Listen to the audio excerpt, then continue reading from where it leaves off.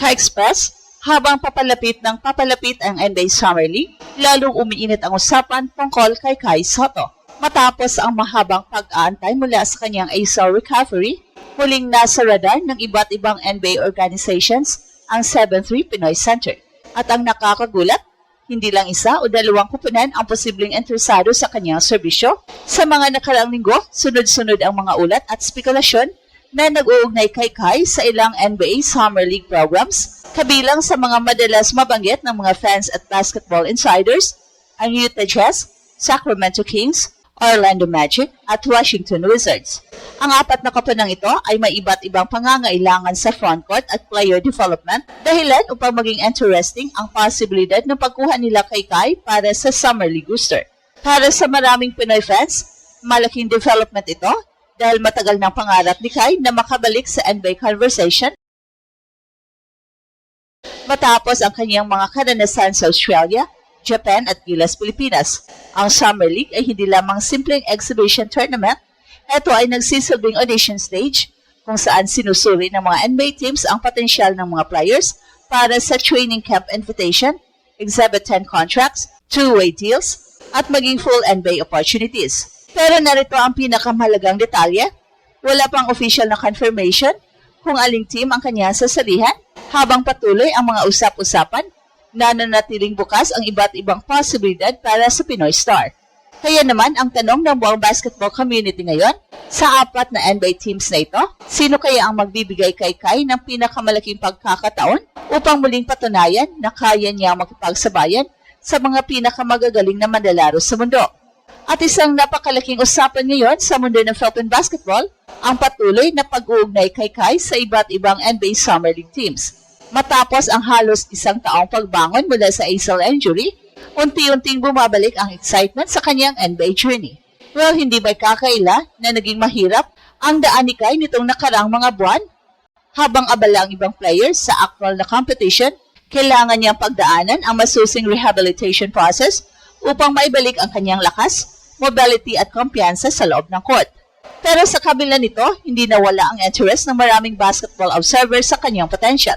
Ang dahilan, iba pa rin ang kombinasyon ng kanyang sukat, skills at international experience. Sa edad na nasa kalakasan pa ng development stage ng isang big man, dala ni Kai ang kakaibang profile na hindi madaling makita sa basketball world. Isang 7'3" center na may kakayahang magpasa, mag-shoot mula sa perimeter, magprotekta ng rim at maglaro sa modern spacing system ng basketball. Dahil dito, patuloy na lumalabas sa mga diskusyon ng mga fans at analysts ang apat na NBA teams na maaaring maging posibleng destinasyon niya sa Summer League. Una ay ang Utah Jazz. Kilala ang Jazz sa pagbibigay ng pagkakataon sa mga developmental prospects at international players. Ang kanilang sistema ay madalas naghanap ng mga frontcourt players na may versatility at mataas na basketball IQ. Pangalawa naman ang Sacramento Kings. Sa nakalipas na mga taon, ipinakita ng Kings na handa silang sumubok sa iba't ibang player profiles upang mapalalim ang kanilang roster depth. Ang Summer League ay madalas nilang ginagamit upang tuklasin ang mga under-the-radar prospects. Kasunod nito ang Orlando Magic. Isa ito sa mga kupunang may malakas na player development culture. Dahil sa kanilang focus sa haba, athleticism at positional versatility, maraming fans ang naniniwalang maging magandang fit si Kai sa kanilang developmental environment. At syempre, andiyan din ang Washington Wizards. Habang patuloy silang bumubuo ng bagong direksyon para sa kanilang roster, maraming pagkakataon para sa mga players na gustong patunayan ang kanilang kakayahan sa Summer League stage. Pero sa kabila ng lahat ng usap-usapan, isang bagay ang kailangang malinaw sa lahat ng mga fans. Sa ngayon, wala pang official na announcement kung aling NBA Summer League team ang tuluyang kukunin ni Kai. So ibig sabihin, bukas pa rin ang lahat ng posibilidad. At habang hinihintay ng buong Pilipinas ang susunod na kabanata ng kanyang basketball journey, mas lalong tumitindi ang excitement dahil anumang desisyon ang mangyayari, malinaw na muling nasa sentro ng NBA conversation ang pangalan ni Kai Sotto. At ngayong alam na natin ang apat na NBA teams na madalas iniugnay kay Kai Sotto sa Summer League discussions, panahon na upang suriin kung alin sa kanila ang maaring magbigay ng pinakamagandang pagkakataon para sa kanyang NBA team. Simulan natin ang Utah Jazz. Sa apat na kupunan, maaring isa ang Jazz sa pinaka-interesting na destination para kay Kai. Kilala ang Utah sa pagbibigay ng pagkakataon sa mga batang players at international prospects.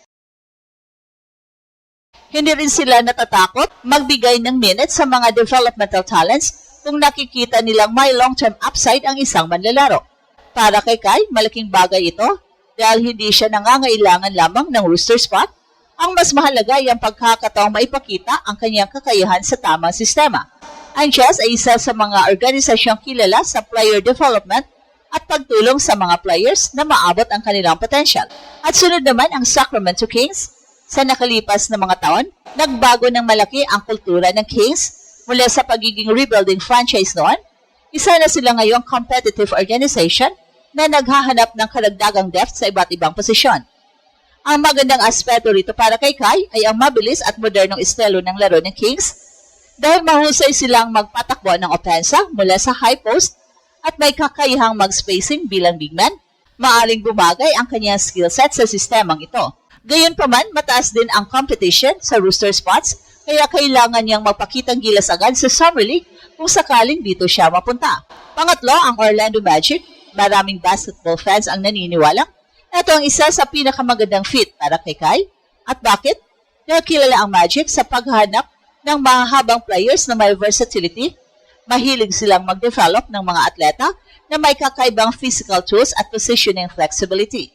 Sa ganitong aspeto, pasok na pasok si Kai.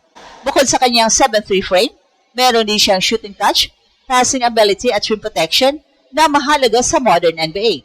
Kung bibigyan siya ng pagkakataon sa kanilang development system, maring ito ang maging daan upang mas lalo pang mahasa ang kanyang laro laban sa elite competition.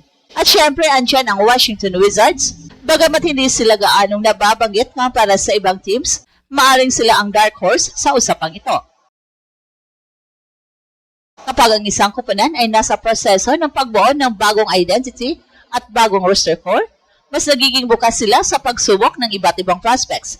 Ito ang uri ng sitwasyon na madalas hinahanap ng mga players na gustong makapasok sa NBA. At kung makapagpapakita si Kai ng solid rim protection, rebounding at efficient offensive game sa Summer League, maaaring makakuha siya ng seryosong atensyon mula sa isang organisasyong naghahanap ng mga bagong piraso para sa hinaharap. Well, sa dulo ng lahat ng ito, hindi lamang ang pangalan ng koponan ang magiging susi. Ang tunay na magiging basehan ay kung paano magpe-perform si Kai kapag nabigyan siya ng pagkakataon. Hindi sapat ang taas, hindi sapat ang potential, hindi sapat ang hype. Sa Summer League, bawat possession ay parang job interview. Bawat rebound, block, assist at basket ay sinusuri ng mga coaches, scouts, executives at analysts. At ito ang Express Info kung saan bawat kwento ginulat ang mundo. Don't forget to like and subscribe.